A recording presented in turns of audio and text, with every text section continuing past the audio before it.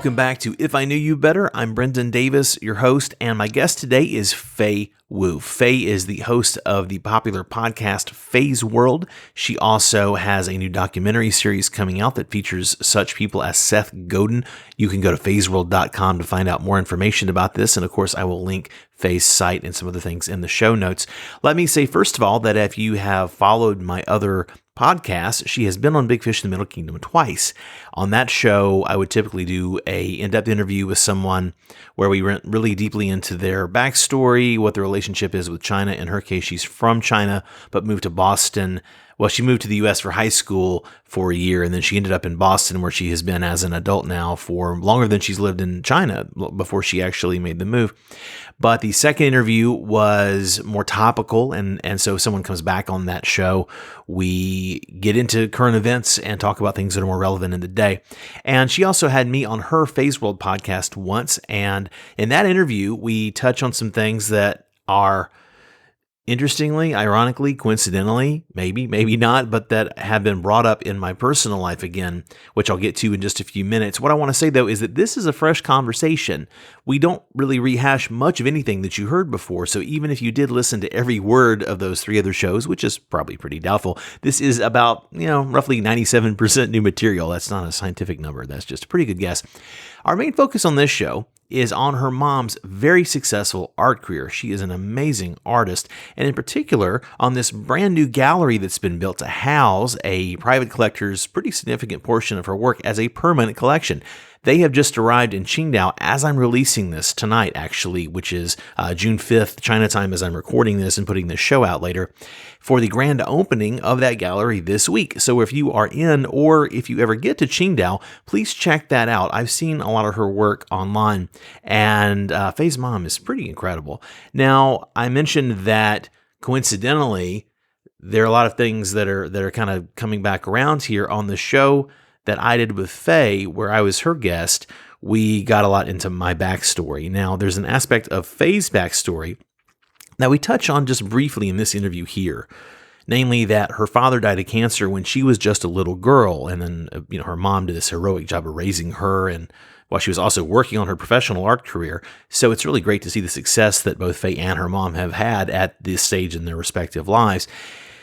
Now, this is personal for me in many ways, not the least of which is that my own mother, Ellen, raised me both by herself and with the help of her mother, my grandmother, Geneva Thompson, St. Geneva, who was really a second mother to me in all ways.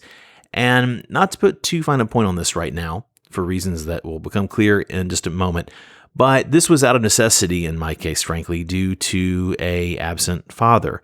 Now, he was absent at first because she left him for some good reasons that I'll talk about again at a later date and a more appropriate date. And then later, he was absent for his own reasons. And we reconnected for a few years when I finished high school and started college.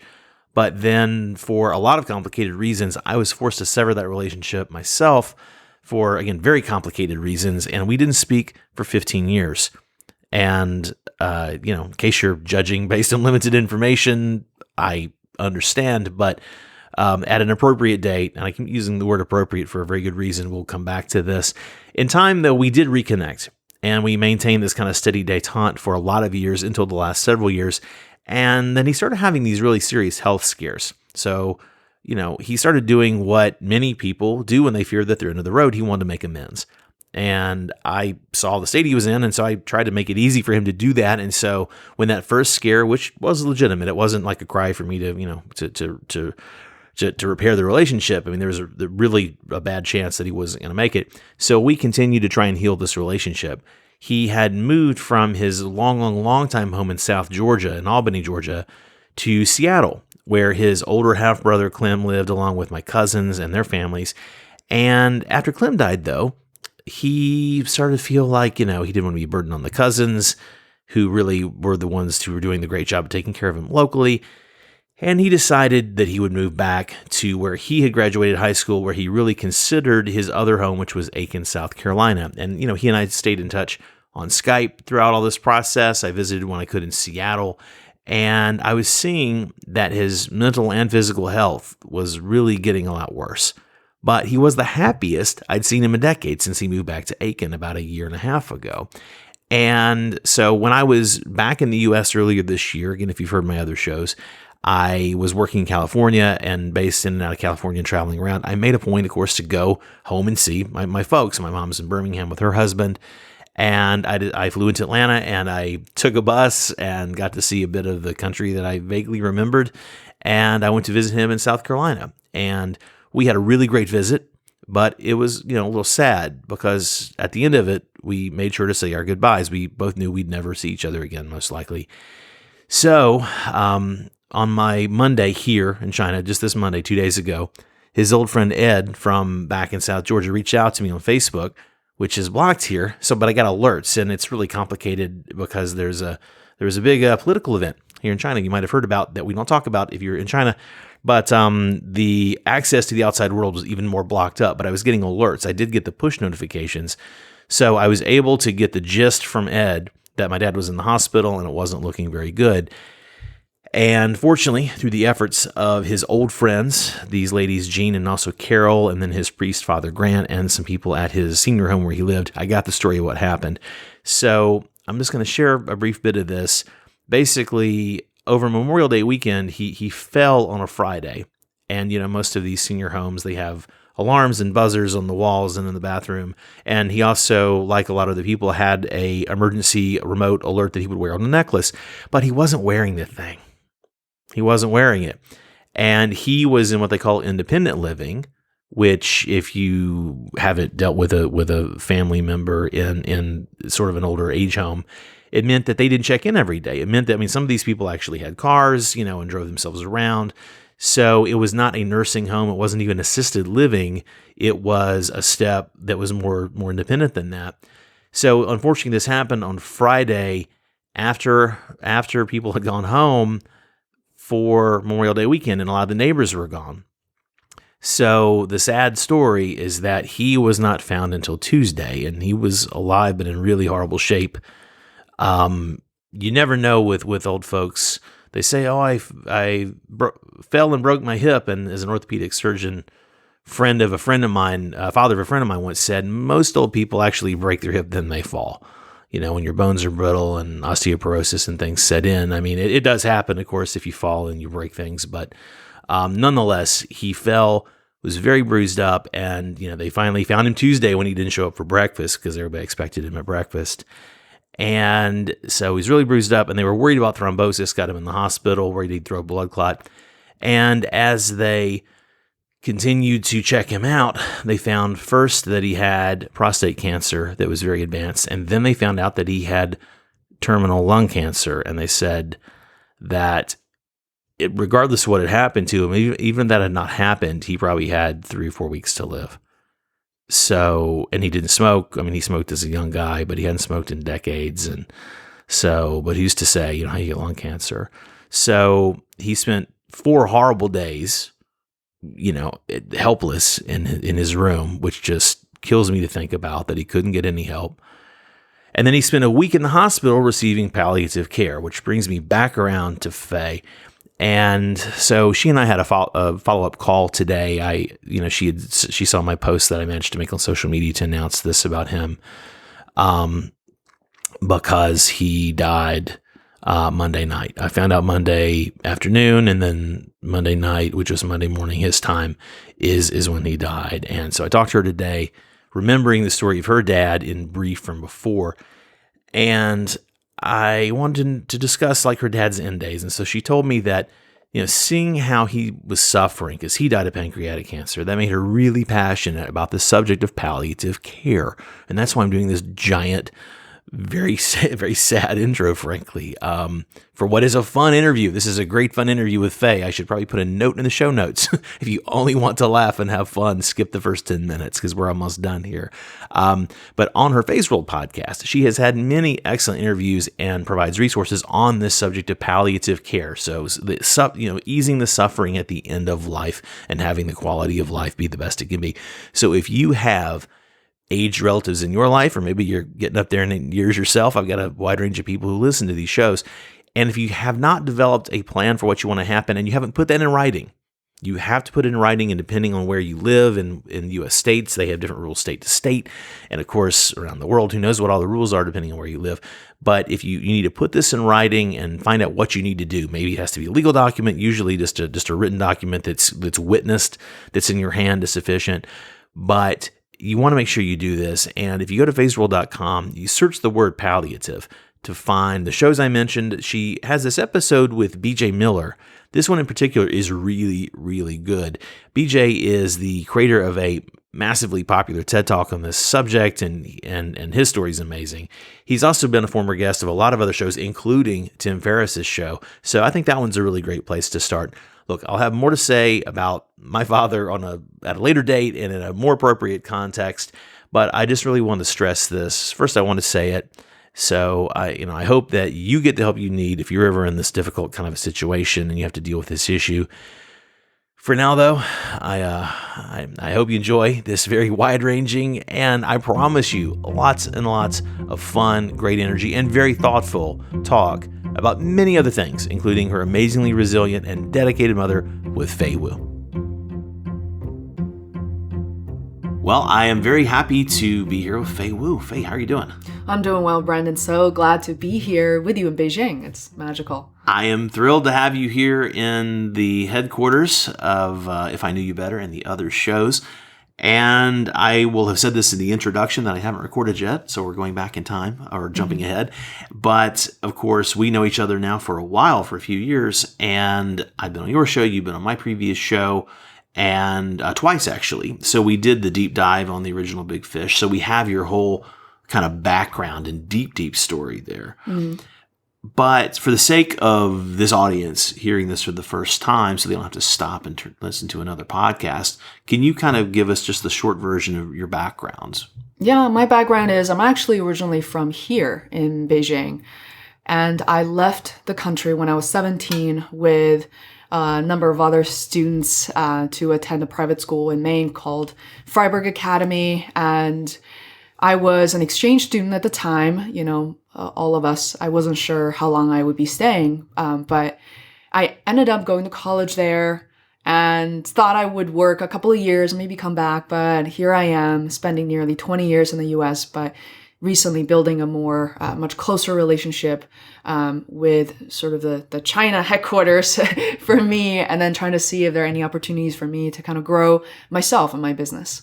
So we were talking before we officially got started about how to frame this. And as I've talked to you with this new show, what I'm wanting to do is to talk to people who I want to know better and ask the kind of questions that assumes that maybe we even know each other more. Now, I already have a lot of background on you. We've had a lot of good conversations. So today we're going to focus on a handful of main areas of what's going on. And my first thing I'm really interested to know, what's it like for you in general, being back here? What are your observations? And of course, you've been back and forth a lot, but in terms of being back here, trying to be integrated into China, circa 2019, and your home in the States is in Boston, so you're in a major city and near other giant cities like New York. So, what's it like for you being here just in general? And we'll kind of get into it that way.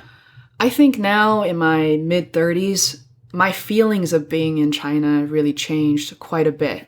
And even my feelings towards Chinese things, such as food or culture, while I'm in the US, changed. I feel that I'm much closer to my culture, that I really appreciate a lot more, and I miss it so much more. And I just remember, not even when I land, in my home, even as I feel like when the plane is descending, right, and you see the fog sometimes, and, there's part of me really feels like, wow, I'm home. And I don't think I had that feeling as much when I was 17, being so excited to be in LA. And, I feel like I just want to feel like an American kid. And I didn't want the baggage of, the schooling that I had and just trying to reinvent myself. And now I feel like I'm going back to my roots in a way. And, so recently, usually when I come back to China, it's basically just Beijing with periodic trips to Canton or Guangzhou, where the other half of my family's from, my dad's side of the family. but didn't really quite explore much of everywhere else. But recently, because of my mom's work, I ended up going to Zhuhai, Shanghai, Taihu. Taihu is in Suzhou, which is not too far from Shanghai, and Beijing, and even Liaoyang, which is in Dongbei province. And very soon, my mom and I are going to Qingdao to go to her art exhibit. So I'm really re-exploring China based on my memory alone from when I was much younger really wasn't enough. And now it's so exciting to be here. Well, let's talk about that to start with, because your mom is a very well-regarded fine artist, and there have been some interesting developments with that. So what's been happening? Let's talk about this first, this Qingdao excitement. So about 3 years ago, she sold her A Dream of the Red Chamber collection to a businessman who's really into cultural development and real estate and all that in Qingdao. This was 3 years ago. And this is based on the famous novel. Yes, the very famous novel, the four sort of most famous, series, the four series, yeah. And she completed this series, her collection, in 1985. And the whole thing took her about 10 years. So she started when she was, in her 20s in 1975. And I was born in 83. So she basically finished nearly 500 different characters from Dream of the Red Chamber, which only the text version of the book existed. Mm-hmm. So when she's imagining what they look like based on the descriptions and the knowledge, the research you could do, things like that. Yeah, exactly. And for an artist in her 20s to attempt something so... And this is many years before the internet. So you're going through books and you're probably looking at museums and you're finding references for clothing and such. Yeah. And sometimes it's so hard to imagine your own mother, who is, she's 5'2", to paint the picture, she's 5'2", she's maybe like 120 pounds, right? And to imagine her so many years ago being this young woman that nobody really noticed much, and she said she immersed herself in libraries all day, every day. And she was also working. She was someone, probably sounds very familiar to creators, who stayed up until 3 a.m. and painted every day because it was worth it to her. And she wanted to do something, kind of beyond her peers. I don't know where she got the drive from. It's kind of incredible. That's amazing. Yeah, she had to have such a force of inner power to do that. Yeah. Where did she come from? What was actually her history? Her roots. So she was born and raised in Beijing. Okay. Her dad's side of the family is from Shandong. Mm-hmm. And her mom, my grandma, was also born and raised in Beijing. Okay. Yeah. And you said your dad was Cantonese in that side of the family. So he was from Guangxi, which is the province next to Guangdong. Mm-hmm. And most of his family still live in, basically kind of split between Guangdong and Guangxi right now. Nice. Yeah. How do you think those two aspects of your background influenced you? First of all, my mom's side of the family did not support their marriage at the beginning at all. Didn't support their relationship because it's so far away. Yeah. Back then the train would take days, and the flights would cost a lot of money. Money probably back in the day. Yeah, absolutely. For most people to do on a regular basis. Yeah, exactly. So I think, how has that, nobody really asked me that question before, of what is it like to have parents who came from the kind of very distant places? Because I think most people don't realize how vast and how huge China is. That's what I want to know, because you're telling me that this is basically saying that mom's from Maine and dad is from San Diego. Yeah, to give people a reference here. Exactly. I really love it because being born and raised in Beijing, I feel like I'm just a Beijinger, of course, by blood, by birth. But as I was growing up, the teachers or my classmates who say that I didn't look like I'm from here. And in fact, what's really fascinating is every time I traveled to Canton or Hong Kong, people will walk up to me and speak Cantonese immediately. They assume that you're Cantonese. You speak Cantonese. Yeah, they assume that I'm Cantonese. I guess, when I was growing up, I really looked a lot like my dad. And so that was always fascinating. Now when I'm in the US, like when I go to Chinatown, people also immediately speak Cantonese That's to so me. funny. Yeah. That's so funny. So my mom would laugh because she knows I'm kind of lacking in the understanding of Cantonese. It's completely different. You speak Mandarin and English, but you're not really, how much Cantonese is not, can you function at the very basic level of, hey, how you doing kind of thing? A tiny little bit, but not very functional at all. Yeah. So I find that to be, to me, just like the differences and people's reactions to me. I know some people feel like they fear that, and it's kind of unknown to them. And, we've noticed that with people also living in the US or in Europe. Like, if people are from a different culture, it feels very uncomfortable. But I don't know, it just always makes me feel special and different in a very good way. Nice. I don't know why. Well, that's why it just occurred to me to ask, because knowing you to the degree that I do, and again, I mean, you're an American at this point, but you're Chinese. It's up to you to own your heritage. I think it's up to anyone to how they identify. But we've had this conversation more than once on and off the mic, and you're very American. So you have these roots as a Chinese person, but you've been in America longer than you've been in than you were in China. Yeah, that's and true. So we've talked again in the other interview, and then we had a follow up. It was sort of a catch up, but we touched on historical things as well. So it's interesting how you've integrated all this. And so there's this nice museum in Qingdao that's opening to be a permanent home for this particular collection of your mom's. That's got to make her thrilled to see like this legacy of hers. Yeah. That's being preserved. I mean, what are the sort of expectations for it in terms of, I guess it's going to be a tourist attraction and... Absolutely. And there's a little, like a mini episode I'll throw in there. Okay. This collection was actually displayed at the Grandview Garden in Beijing for about 20 years. Okay. And that's the place that's set up to, it's like the diorama, it's like the living diorama of this novel series. Yeah. Absolutely. Yeah. I can't believe you know. Well, I was engaged, not to make it too much about me, about 5% of Brendan ends up with my stories, but I was engaged in some early conversations with some people about doing a documentary fantasy, like a film, maybe an AR, VR experience, turning that into like a thing, so shooting elements and making it a living walkthrough documentary where you'd have characters who are real characters and then you'd have people that are virtual characters. That's exactly what my mom wanted to do, so we need to talk. Well, this was a couple of years ago. You'll talk at lunch a little more and maybe I can connect you to the people somebody that helped run the place. But anyway, so I learned. I had my old assistant translated the abstract of the books, and I don't remember anything now, but I remember that much.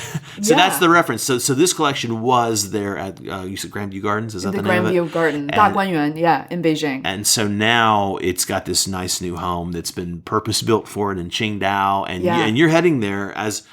We're recording this. This will go live next week. So as people are listening to this is just a week out. So are you in Qingdao as this is on air? Yeah, I think so. I'm going to be in Qingdao, traveling there on June 5th. And my mom's art exhibit officially opens. So the opening ceremony somehow takes 2 days on June 9th and 10th. That'll be 3, 4, 5 days after this airs. I will have to. That's great because we also started a WeChat official account for my mom, so I can actually embed. I'll get the link. I'll get the image for that from you to put out in the show notes. All the show notes at the end of the show. I'll remind everybody, but at crazyinagoodway.com, you'll find all the resources for this show and others. Awesome. I have some preview pictures I can also share with you as well. Oh, please, yeah. Give me whatever links or photos I'll put a little post together about it. Yeah, I'm really excited for her.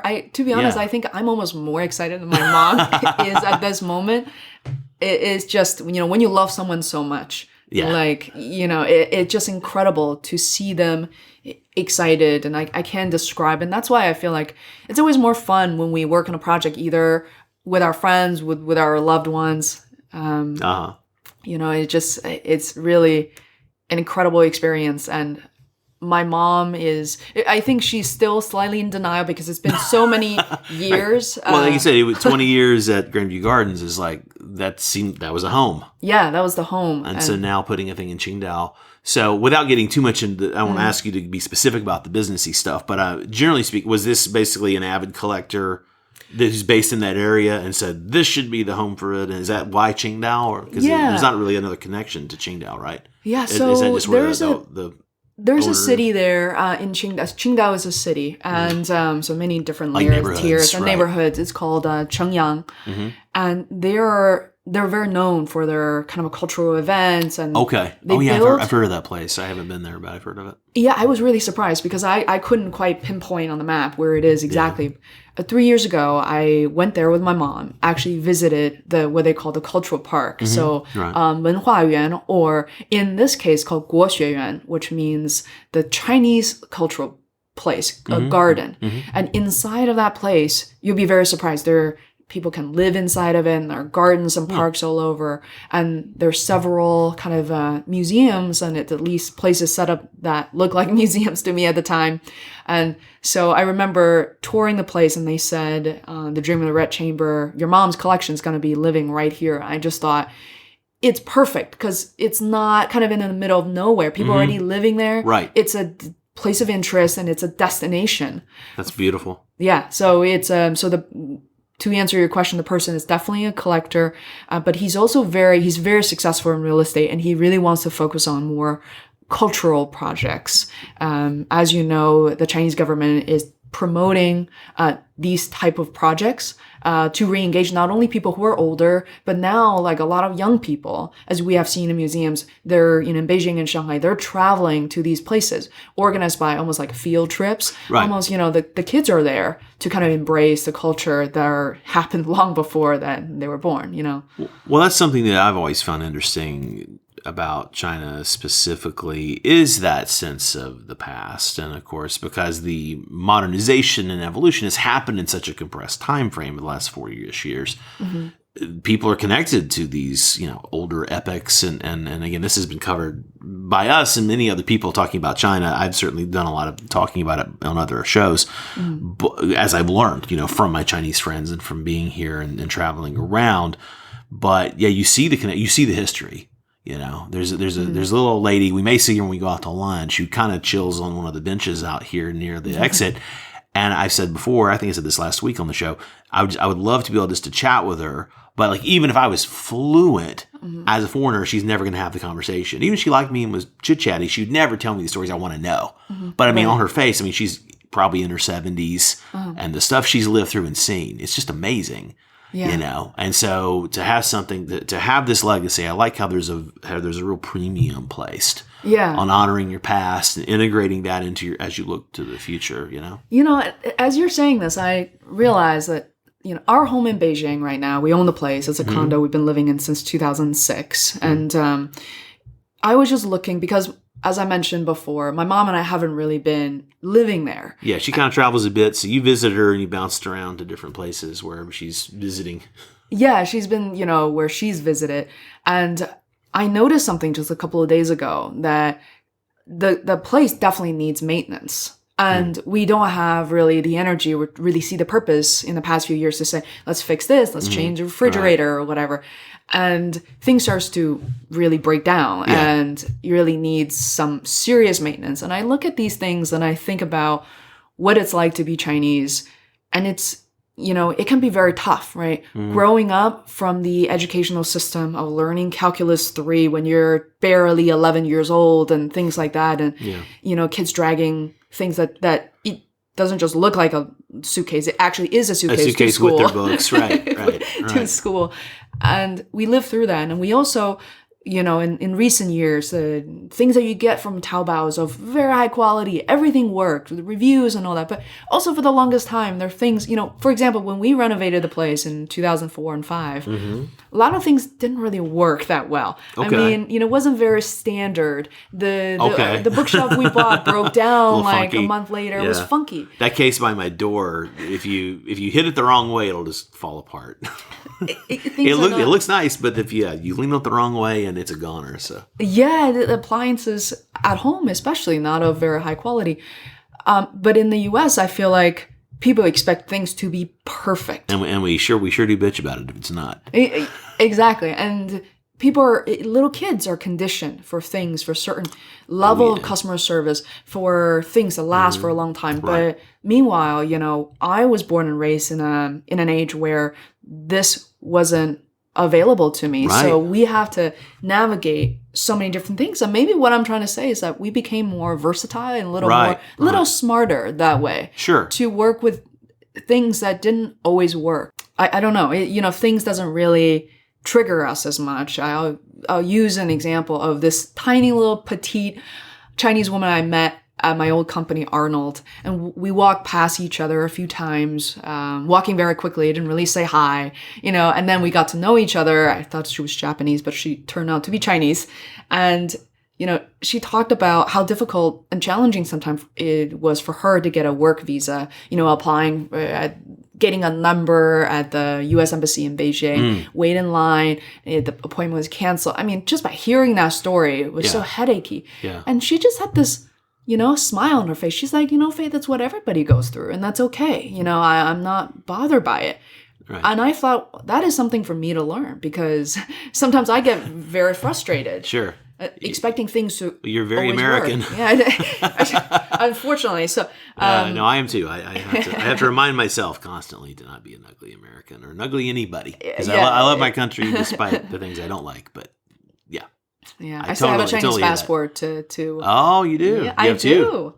No, I can only have one, so I choose to keep my Chinese passport. Oh. The DD driver was asking me the same thing, like, "Oh, Americans so rich." I'm like, "Not really." And he's like, "Are you a U.S. citizen?" I said, "No, I'm not. I have a green card." And he's like, "Why?" It's really okay. Well, this is maybe we'll do a follow up and drill into the specifics of that, or I'll ask you at once because I'm curious. But I don't know if unless people are in that particular stream, they might not want me to make the show about that. Although I might.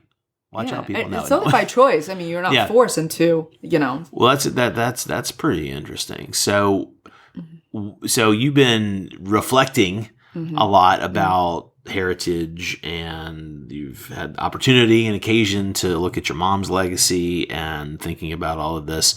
And I couldn't help but notice that you've been spending. Again, you're spending more time here, like this trip. You've extended this trip, and it's a longer trip. So looking down the road, I mean, how are you reconciling? Are you feeling drawn back to this place for other reasons than obviously the family connection? I think I really enjoy being here, and my mom is getting older, so there is a family element of it. And but more importantly, I'm excited about the path she's on. At the age of in her mid to late 60s at this point, she's very active, and I'm really very proud of. I know this episode isn't about her, but especially as a daughter, like, who do you look up to? And I think when you look at a daughter's mother, you actually sort of see the trajectory of at least this spiritual path of where the daughter might be traveling to. And I'm very lucky to have someone like her to realize the possibilities. And to be honest, like, ever since I was a little girl, I was like, I could be someone, I could be somebody. And you got that from her, seeing her be such a iconoclastic person. Yeah. And she and we're again we should do an episode with your mom. You probably done. I was like, I want to interview your mom, but I don't know if she speaks much English. And my not Chinese much English, but I could ask her if she wants to I can go be to your lunch. translator. Right. Yeah, or lunch or something. Right. I could ask her like that. I could tell her how to she's not without flaws. Nobody is. Sure. We had our arguments, but we are past that now. Yeah. Which is, I really want to be the way that I look at my future. I really hope that I can spend half of the year in China, the other half in the US, and maybe 3 months, every other city, every other country. So it's exciting because I don't just see myself as who I am or what I'm doing right now as just made a documentary film, or I'm a digital marketer. I help other people develop personal brands, and I also help them develop their website and build all these things. I think just by watching my mom, who is, 30 years older than I am, she's open to all kinds of opportunities. She says yes to a lot of things just to explore. So I think we ought to really think about how we want to live our short life, to be able to try different things and be able to say, okay, pull back and say, maybe that's not it for me. And maybe I can try something different, and it's okay. And there's not everything has to work, Absolutely. And you brought up, I was going to segue into that next, actually, speaking of being adventurous and being in the world. So as again, I would have set this up in the intro, but you're a digital marketer by profession and a podcaster extraordinaire. It's how I know you, and you're very active in, and that's another subject, but you're very active in organizing groups of podcasters and helping people to try to crack the Himalaya FM, which is the Chinese version of this. But I'm excited for you, and I'm excited to see more. I've seen some clips, and it looks really excellent. You've made this documentary series. So actually tell me a little bit more about the Phase World documentary, and we're going to dig into that and what you've learned in some of these travels. Sure. I was definitely being on screen wasn't my first choice. I noticed even before we started a documentary, I want to start a YouTube channel. Maybe a lot of people have thought about this. Yeah. And I realized how nervous and uncomfortable and how much trouble like you have to put on some makeup and look, certain clothes. I'm like, I'm just not gonna. You're really used to audio with this. Like the audience didn't hear it. I just had a delivery. Yeah. That we just cut that out easily, seamlessly. Yeah. Right. There was this, and so with audio, it doesn't. I mean, you look very presentable, and I can't do better than this. So, but it doesn't matter because it's easy to adjust to it. So you had to get comfortable with that. That's a big thing, actually. Yeah, a lot of people that's the stopping point right there for most people with this idea. Yeah, exactly. And we talked about just now about how people notice you being different and how that excites me. And I realized that what if I do something that scares me and ended up to be a really good thing? And I as I'm friends with a lot of Cirque du Soleil artists, and so they really taught me how to face your own fear, because many of them, up on a cable, 100 feet up with no other safety net. I mean, they challenge themselves to the core, right? Not just men, but many, many women out there, young women, older women. And I thought, in comparison, this got to be easier. So at the time, I thought I worked really hard the year before. I had some savings, and I could potentially find some fund the project as well. And part of me is like, what? Instead of waiting for an Asian woman to finally be the face, interviewing, sort of entrepreneurs and influencers on a major channel or on any channel in the U.S. broadcasted worldwide. Why couldn't it be me? Why not, indeed? As stupid as it sounds, because I have no experience, right? I'm not like an existing, already famous person or already on screen. People recognize my face. But I said, you know what? Maybe I can just make a little ripple. Maybe I can just be that one person making a difference among 10 young women who looked at me as like, hey, maybe I can do that too. So that really was all the drive I needed. And I did a little bit of research on Netflix and Hulu and, Amazon Prime, and just by finding, film hosted by Asian people, not just as Asian women, and produced and directed very, very few of those. So I decided to give it a shot and assemble a team of people with not much experience, and off we went.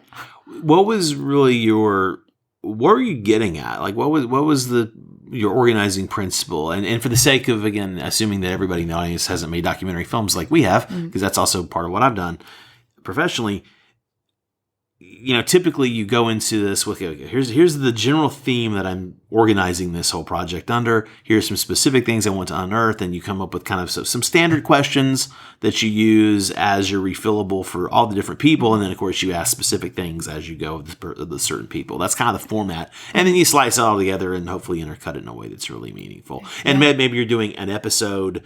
In this case, you're streaming together Seth Godin and then all the other people who are great, but whose names aren't coming to my head. But so you're streaming. So you ask a question. You start off with somebody who has a great opening into an idea, and you pick up the thought with somebody who had a great thing to build on it, and you thread through 4, 5, or 6 people on a given question. And that's a typical way that a documentary is put together if it's to make it interesting. I wish I knew you and sort of had the clarity. Well, you knew me, but we didn't talk about this before you started.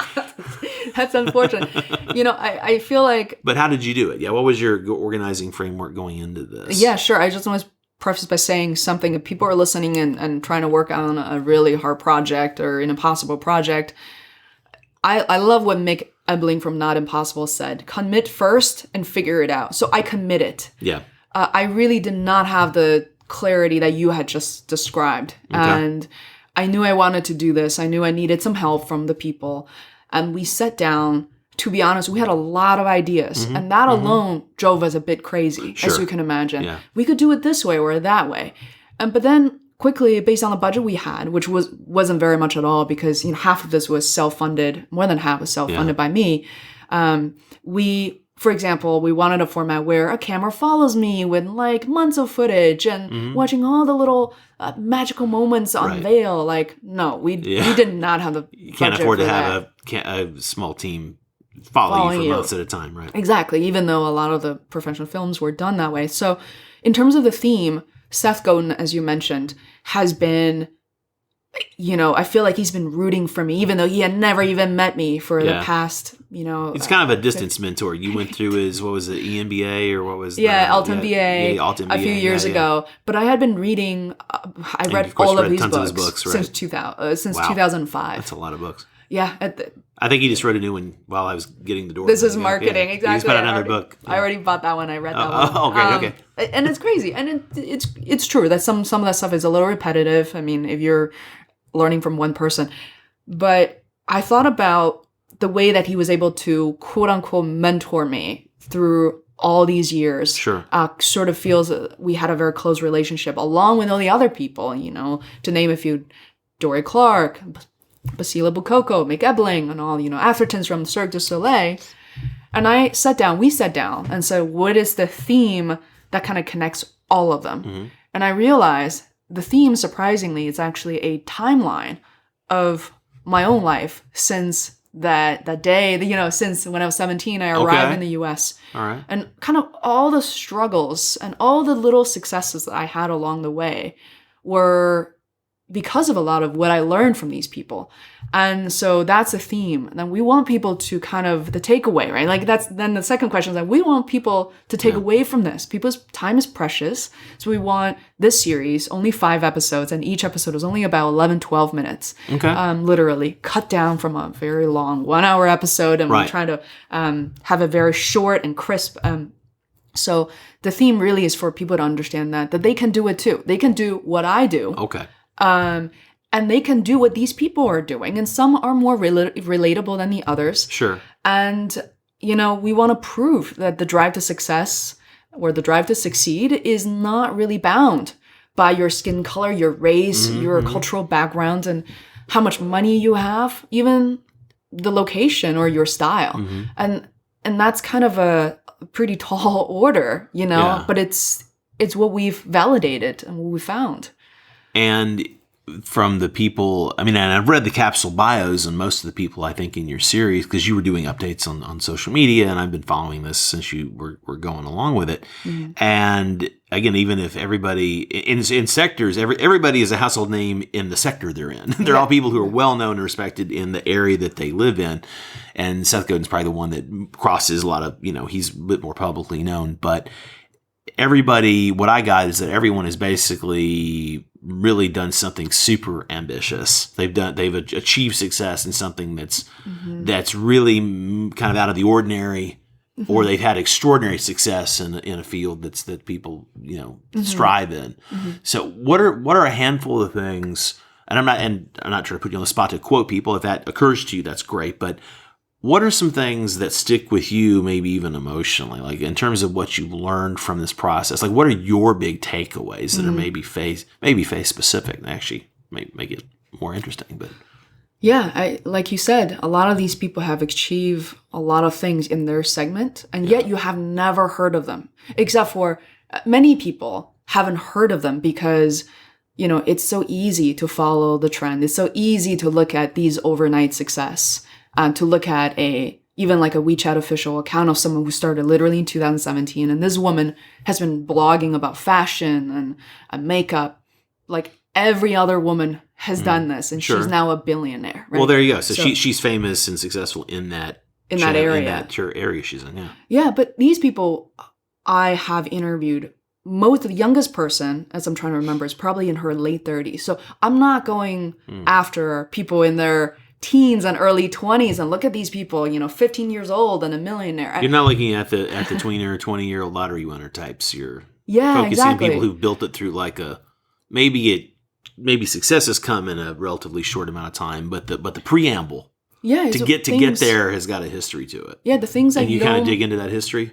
Absolutely. Yeah. You know, and Seth Godin in particular said, I don't want to talk about my own success, my own path, because it's not going to be yours. Exactly.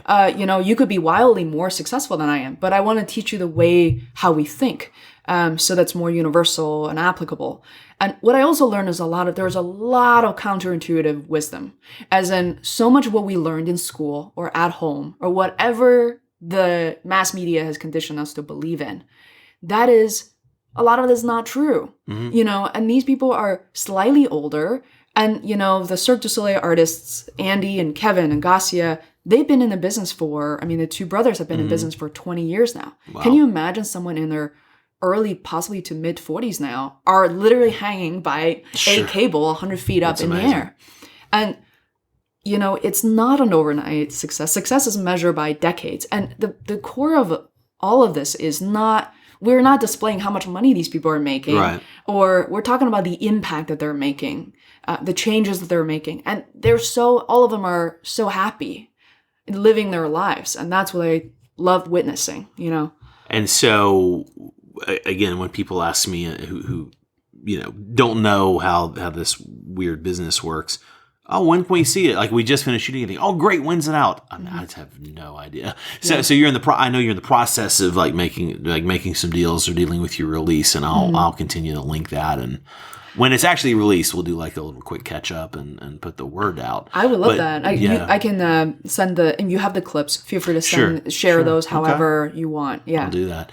In terms of how does this fit into your overall gestalt, your approach to the next phase of your life? How has this changed you, this process? Because I know you've been remaking your personal, professional world, and you're heading off on a new, still being determined adventure. How has this changed you to do this project? Yeah, I mean, if I can just speak the truth, because a lot of people feel like that's all that's allowed here. Yeah, exactly. To get to know me more. And I feel like I wish more people can really talk about things this way. Yeah. So many people ask me, okay, sure, this is not $1 million film. As you know, in the film industry, this is nothing. This is like, I don't know. Doesn't have to be. It looks great. I'm not just trying to butter your biscuit because you're my guest and my friend, but it looks great. It's going to look and sound. It looks and sounds like a movie when you're done. So. Oh, lovely. Yeah. I love to hear that. And people ask me, what are you doing with this? How will this obviously improve, enhance your business? How is it going to make you more money?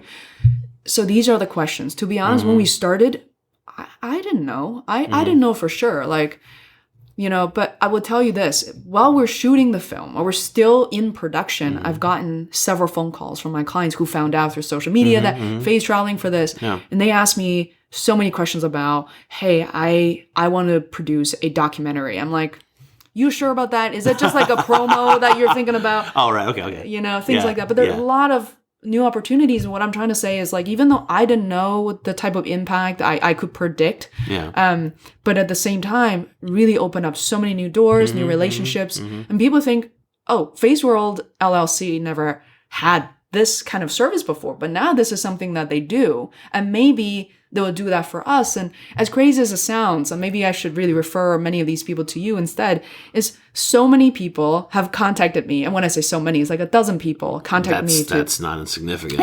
I like wanting you to, like, they want you to do a documentary for them. Yeah, I'll refer them to somebody else, right? Yeah, and they want me to mentor them for their documentary. Sure. And I will be always transparent. Maybe this is the American way. Always be transparent to say, this is my first and only documentary, but I've had a lot of video production experience before. And how this, to answer your last question, how this has really how is it changed. Changing you and your thoughts about things, you know? Like, what are the deep learnings and takeaways for you? Yeah. So not it's going to do this kind of business angle, but what's it mean to you to have done this? Yeah, so I'll use a metaphor. I think, you know, as you know, I've been a martial artist for 15 years. And there's something that Jackie Chan and all these crazy martial artists could do that's called the wheel kick. It's essentially like a hook kick, but you turn your body 360 and it looks super cool and powerful because it's in fact is very powerful and looks good. Yeah. When you reach that stage, when I was first able to throw that kick, I learned pretty early on when I was still a yellow belt.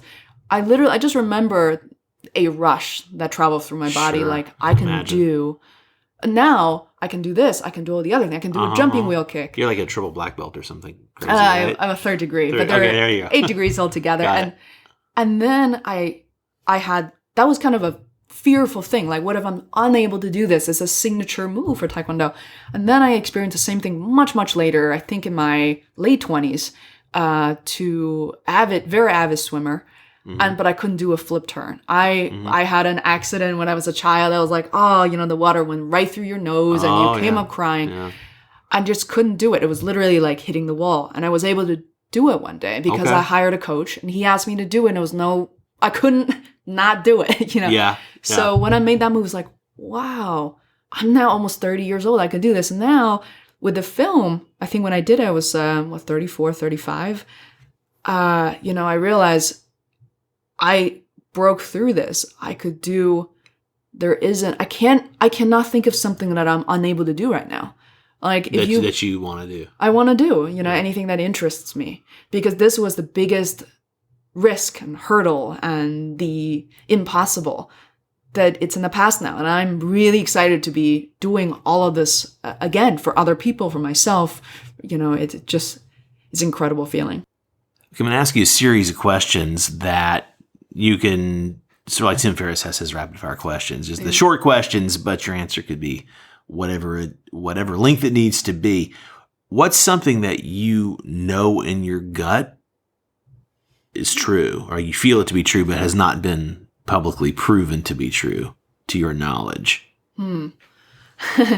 So maybe it's proof. I just feel like not enough people have really taken the step yet that we could all be freelancers. We could really choose and create the life we want if we choose to. Even though a lot of people are still hiding or putting other people first, I think we ought to kind of step up and really start doing that sooner or later. Why do you think that's important? Why do you think that's not the path for everybody, but why do you think it's important for a lot of people who aren't doing it to think about that? I think people in general need to be feeling happier and more fulfilled. When you look around, and especially take a walk in the financial district, people maybe making a lot of money. Sure. They surely aren't very happy. And I watch Billions on Showtime. Hi, Brian Koppelman. Yeah. I love Billions. It's a brilliant show.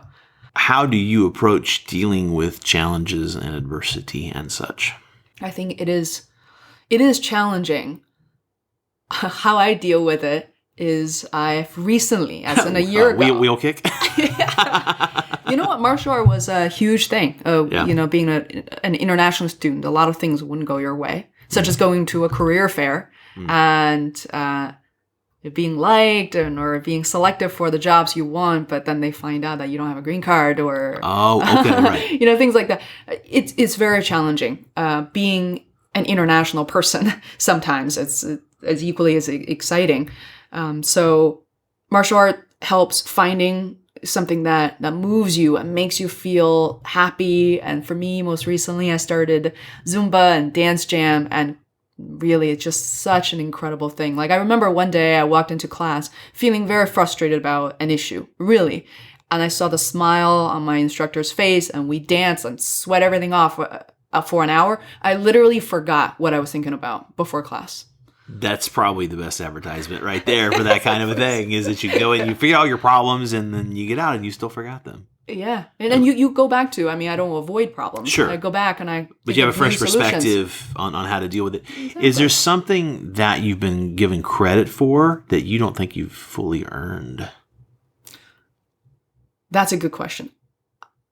I feel, maybe that's being a part of being a woman, which I do not encourage women to necessarily feel this way if they truly deserve the credit. But for me, it's exciting for me to hear people, so look up to FEI's World and all these things that I've done.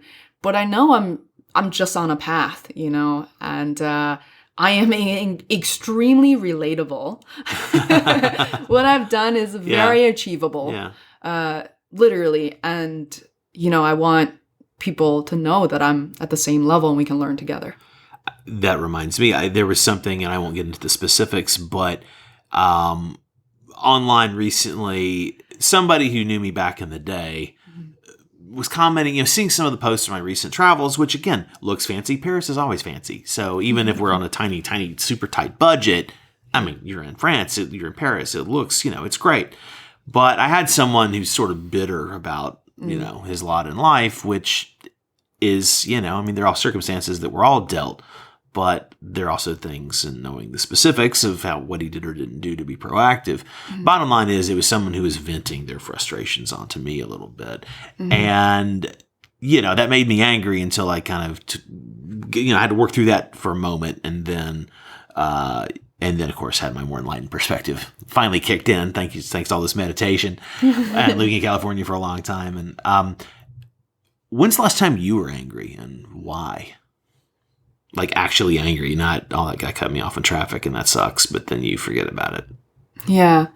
I think we all feel a little bit frustrated, and I guess I'm mixing the feeling of angry and frustration sometimes. Yeah, take it how you want to.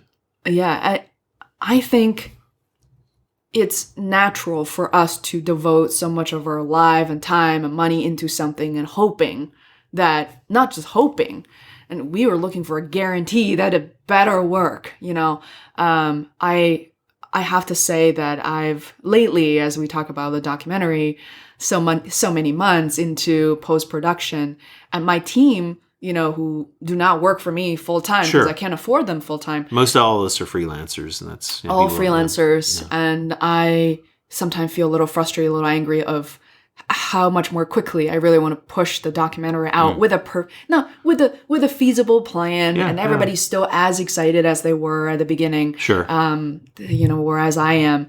And I think that's too much to ask for from other people, that they have their family and their lives to really, to live as well. So kind of have the level set and just be okay with it's going to take however long it needs to take. It's in the hands of a distributor right now. So they take roughly 30 to 45 days to vet it. And so you just have to sit with yourself and go have some good food and listen to good music, dance, and work on other projects in the meanwhile. Yeah. What is something that, with the caveat that of course you would be or maybe making a change to do this, but what's something that you wish you were better at, and you've learned and accomplished all these different things. So, but what's something right now that you wish you were better at? This is something I feel like I wish I was better at for a long time. So some people are kind of in the same situation where, for 4 years I didn't really grow up with my parents between the ages 6 to 10. So I actually discovered many people had this type of experience. We never talk about it because it's usually an unpleasant experience, because you go to sleep thinking that you don't belong, or, why your parents left you to either stay with your grandparents. Like grandparents, while your parents went off to work or something? With my grandparents, who's also from Beijing. So maybe not everybody feels the same way. So people like us grew up to be, the really negative word is pleasers. Like we really, for me, I always look, I look up to people. I really pay close attention to other people's emotions. And the bottom line is you cannot do that. People are angry and frustrated for a variety of reasons. Maybe they had the food that didn't really sit well with them. It's nothing to do with you. Right. So I think especially as creators, you have to, I keep conditioning myself to say, this is something I do for me. And have respect for myself and something that I'm happy with. That's not really adjacent to anybody else's emotions. We're dependent on their emotions. And so you wish you were better at... I love what you said, but and I see how that relates. You wish you were better at handling these things, or disconnecting difficulties, or disconnecting my emotions from others, and be a little more emotionally independent. Okay. And I think I'm getting better, but I still think there's a way to go. That's what I got from you. I just wanted to give you a chance to say it in your words and not have me infer it. Getting older really helps. For women out there, especially afraid. I give less and less of a shit about things that don't matter. Every day I pull off that calendar. It's amazing. It's a beautiful thing. So true. And it really feels liberating. Totally. It really does. But that's because it is. Yeah. Let me ask you, let me laugh for a second. I'm going to ask you one that's a little Sure. potentially a little downer? more sensitive. Well, not, hopefully, I think in your case, this is not going to be a downer because I know enough of your backstory from talking to you, plus just listening to your other shows that you do. So I have started, I don't know that this will continue forever, but I've had a lot of people of different races on the show so far. And when I do have somebody who's as pasty Caucasian as I am, I'm going to ask them the reverse of this, which has to do with how do they feel like their relative privilege or, has been a benefit. And, that feeds into the question about giving credit, being given credit for things. Have you experienced in a meaningful way? I mean, have you dealt with any challenges? I mean, you mentioned some of the things of not fitting in or whatever, or issues with like a green card and you can't legally work. But have you dealt with any sort of racial animus or things that have been an issue in the recent term? Is this still something that goes on? In the like in where the you US, where you live for and travel, example? because you traveled around a lot for your documentary, so it occurs to me that you saw a lot of different cities and probably fairly major, but yeah, you travel a lot. Is this something that's still a reality? I gotta say, Are you looked that, at differently? I mean, is really the way I'd either say I'm this. lucky or I'm ignorant. I feel like when it comes to discrimination or this type of pressure points, it's really important to talk to different people. And I'm glad you're asking this question because I've been either one very lucky or somewhat ignorant about discrimination because it was never a well-defined term. Like, what does that mean? What kind of situations are discriminatory? You didn't know it was because of how you looked, but just maybe that wasn't maybe your day. something else. That wasn't your day to get this wish granted. Yeah, and then to be honest, I'm glad you brought it up because it's something I feel like I must talk about in the book I am working on. Right, and and because I'm so privileged. Speaking of privilege, things I didn't really earn, I'm so privileged to have ended up in a place like Boston, and I travel often to New York, and I went to high school in Maine. Still, people loved seeing you, and when I travel for my documentary, people I met wanted to be in the film. So they're very Oh, yeah. You're the most popular kid on the block when Exactly, you show up for the film crew. it felt great. And then also, I look up to them, and obviously they're very filtered guests as well. Right. They're people who are evolved. You're not having knuckleheads on your show. Yeah, absolutely. But I have personally experienced something that was really bad at the time when I was working with a client who clearly, disliked people who was not of her own skin color. And it was very obvious it wasn't just towards me, but also to other people within her own company. I was only a consultant. Okay. And when it happened, I must say, it was very, very difficult. It completely paralyzed me. I was 27 at the time. So even though it was many years ago, I remember very clearly as an adult. And I think it's, people, this question came up 2 days ago when I was having lunch with my high school friends of, from 20 years ago. Yeah, you went back in Beijing here for a minute. Yeah, exactly. And so they asked me, what do you do? Like, what does anyone do when it happens? And I said, it's very situational and it's very challenging. So to answer your question, I have experienced that, not very recently, but that experience has really stayed with me. It still sticks with you, even if you haven't had that much. Yeah. Wow. What do you credit the most for helping to equip you for this successful orientation toward your life? The most I would say definitely my mom. The second person's definitely Seth Godin. So I think you only asked to name one person, right? So. That's fine. No, that's okay. We talked about your mom, and what is it that you've gotten from Seth's work and the little bit of interaction you've had with him? Yeah, one of, to quote him, and there are many, many quotes. I recommend people look up on Google and everywhere. I mean, really just pin it, just print Google it. Seth. He's the first. Google Seth, exactly. Yeah. And he said, one of my favorite is, embrace emotional labor, dance with fear. And I think it's because so much of what we do, and being a human being is very challenging, even though we don't acknowledge and or address it. Personal level, relationship, love-wise, career-wise, it's very challenging. And, my mom at her age still is going through all three things, so it doesn't get easier sometimes. But I think once we face that, and instead of trying to control it, we're better off. So when I interview Seth, I ask him, do you still dance with fear? Like really with whatever, I think you have $40 million, according to Google. But that's probably the second hit. Googleable. Yeah, that's probably the second hit. Second hit.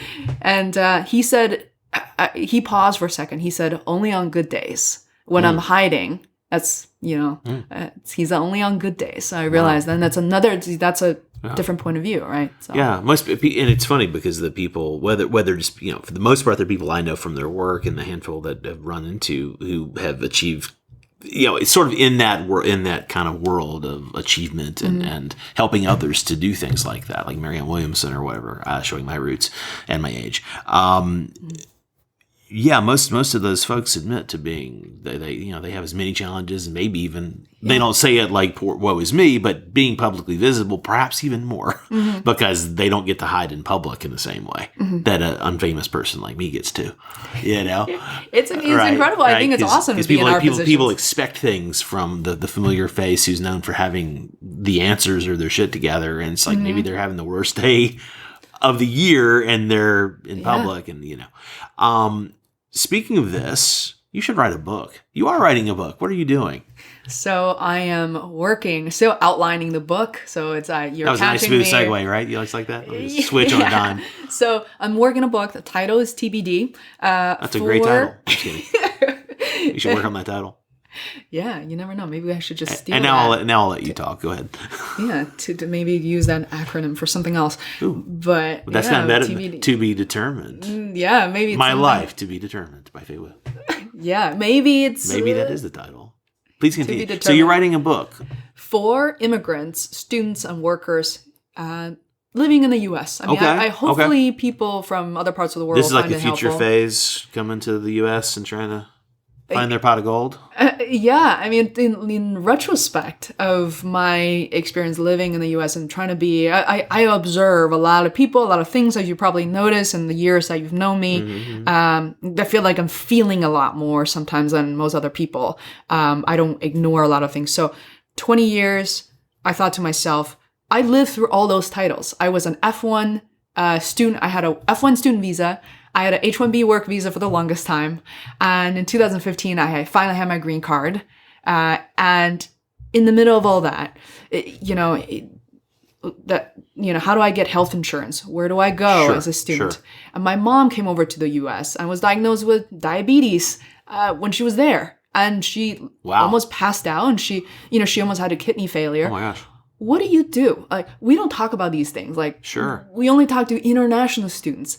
And it was so liberating for me to realize that maybe this book can help a lot of people. So I want to write that. I want to interview people who are experts in certain fields. I want to interview real people who have lived through this, because I have been the person that so many people turn to. Yeah, for this type of advice. Yeah. That's a great idea. Yeah, yeah. I mean, I think that's a great idea. I'm not an expert, but I think that's awesome. I think it's a niche. That's a really specific niche. Yeah. It totally zeroes in. Yeah, it's super practical. Yeah, and plus could be super entertaining with all the stories and your stories and the stories of people you'd have in there. I totally see that. Absolutely. Well, we're about to land the plane and go have some food. So, last question. Mm-hmm.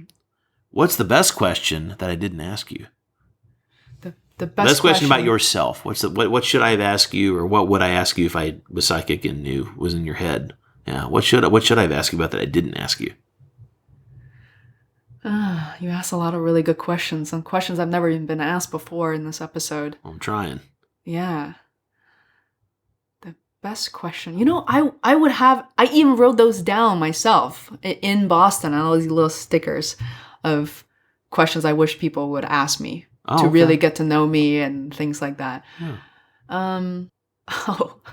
So the things, it's not the things I'm really into these days. People are like, it's just wasted all my time listening to her. I love the study of, sort of nature, or really universe, and sort of our own planets, and what is it? Cosmology? Is that what it's called? Sure. Yeah. It's not astrology. I think. Cosmology, like the study of the universe. And it just, at the age of 35, the reason is at the age of 35, I wish we can maybe record a separate episode to really talk about this as well. I think we might have to, but yeah, what has interested you? I mean, is this a spiritual awakening, finding your place, or making sense of trying to order things on a metaphysical sense? Yeah, I think so. I think we are, because I think this the prequel to all of this is I interview so many doctors in palliative care, hospice care. Yeah. And I started to realize, and then these doctors come on being so happy and vibrant. I'm like, wait a minute, aren't you traveling to the hospital after an interview? Spend your day with people who are dying. Like, why are you like this? And you talk to them, and you have a whole new perspective what life is all about. And so I think that triggered something else that they didn't quite expect, which is this, cosmology. And I've been completely obsessed. And I'll send you some resources. I think you'll find it absolutely fascinating. Completed by these kind of animation companies based in Finland with a name you probably can never. Norway, you can never say how are these sort of letters even be placed together. But these are those late night California cigarette videos. It's just very, very scientific, very nerdy videos, and they made it very fun. But I think we feel like this life is so precious. It is. Yeah. It's 100 years, and in the time of the universe, it's really nothing much at all. And it's literally a snap of a finger, right? It's kind of meaningless, very meaningful, and also kind of meaningless in a way. And somehow we found each other. We start creating all these things, and it's absolutely fascinating. If I can give people some homework to do based on this kind of ramble of all this, is if you ever question where the universe or even where the Earth and the universe came from, start Googling and turn on your VPN, I guess. If you're in China, right? If you're in China. Right. Turn on, you will find some really fascinating stuff, like the hydrogens, all these 2, 3, one element that start bouncing off each other, and that's kind of the beginning of all things. Is millions and millions of years before the dinosaurs and stuff. And you're like, who are we? You really think for a second. We're kind of all related in a way. And it's fascinating to me. Awesome. So I lied one more question. Sure. I think this is the last question. Because as you say that, I realize we wouldn't have known each other without the miracle of podcasting. Mm-hmm. What's the best aspect? What's the best thing that's happened to you as a result of getting on a mic? Getting on a mic. Yeah.